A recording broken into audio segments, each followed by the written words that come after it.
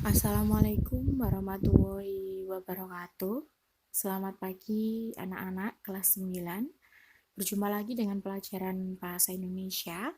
Hari ini kalian akan berkenalan dengan cerita pendek bab baru, yaitu mengidentifikasi cerita pendek pembelajaran 3.5 yang akan kalian pelajari hari ini. Yang pertama, saya akan menjelaskan tentang mengidentifikasi cerita pendek berkaitan dengan definisi, pembedaan, dan ciri-ciri teks cerpen. Definisi cerita pendek. Dalam teori pengajian versi, karya Burhan Nurgiantoro, dijelaskan bahwa cerpen adalah sebuah cerita yang selesai dibaca dalam sekali duduk, kira-kira berkisar antara setengah sampai 2 jam. Jadi cerpen itu sebuah cerita yang pendek yang dapat dibaca dalam sekali membaca sudah selesai tanpa harus membacanya lagi ditunda-tunda seperti itu, tidak. Jadi cerpen itu sangat berbeda dengan cerita-cerita yang lain. Selanjutnya, menurut H.P. Jasin, cerpen adalah sebuah cerita singkat yang harus memiliki bagian terpenting, yaitu perkenalan, pertikaian, dan penyelesaian. Teks narasi, cerita fiksi, orientasi, komplikasi, dan resolusi. Kalian pasti masih ingat. Menurut J.C. Badudu, cerpen adalah cerita yang hanya menjurus serta terfokus pada satu peristiwa saja. Di dalam cerpen hanya ada satu konflik, satu peristiwa, satu kejadian. Selanjutnya adalah pembedaan cerita pendek. Cerita pendek itu dibedakan menjadi dua, berdasarkan panjang pendek dan berdasarkan tema dan isi. Berdasarkan panjang pendek ada cerpen sangat pendek, short story, cerpen panjangnya sedang, middle short story, dan cerpen panjang, long short story. Berdasarkan tema dan isi, cerpen dibedakan menjadi tiga, cerpen anak, remaja, dan keluarga. Ini jenis-jenis cerpen.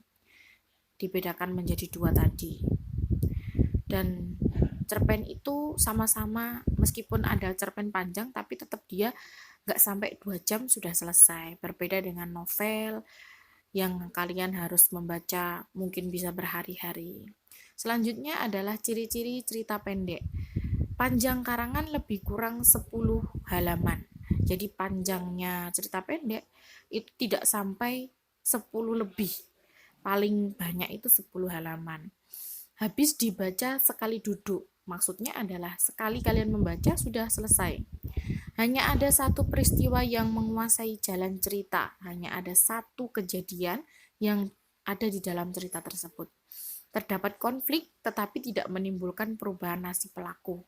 Adanya konflik itu hanya konflik permasalahan saja. Tidak ada perubahan nasib dari pelaku. Perwatakan tokoh dilukiskan secara singkat. Nah ini, tokoh-tokoh yang ada di dalam cerpen itu biasanya hanya terdiri dari beberapa tokoh saja, tidak banyak seperti di dalam novel. Bisa bergantian, bisa beberapa tokoh yang mempunyai sifat atau kisah sendiri yang ada di dalam cerita itu, tapi kalau di dalam cerpen satu tokohnya itu terbatas, hanya beberapa dan kejadiannya juga terbatas. Jadi cerpen itu berbeda dengan novel, apalagi dengan cerita fantasi. Kalau cerita fantasi kan berkaitan dengan fantasi, hal yang tidak masuk akal. Di dalam cerpen itu dia cerita fiksi, tetapi kejadiannya kejadian dalam kehidupan sehari-hari, seperti novel. Jadi kalau berbeda dengan cerita fantasi, Bu sama-sama cerita fiksi, iya, sama-sama rekaan, sama-sama belum tentu terjadi dalam kehidupan sebenarnya, sama-sama belum nyata. Ini merupakan hasil fantasi dari penulis. Yang B, unsur-unsur pembangun teks cerita pendek. Ini sebenarnya materi minggu depan, tapi saya berikan ulasan sekarang. Unsur cerita pendek ada dua, yaitu unsur intrinsik dan ekstrinsik. Unsur intrinsik ada tema, latar, penokohan, sudut pandang, alur, dan amanat. Unsur ekstrinsik ada bahasa, latar belakang pengarang, dan nilai-nilai. Ini untuk lebih jelasnya akan saya jelaskan minggu depan. Terima kasih. Wassalamualaikum warahmatullahi wabarakatuh.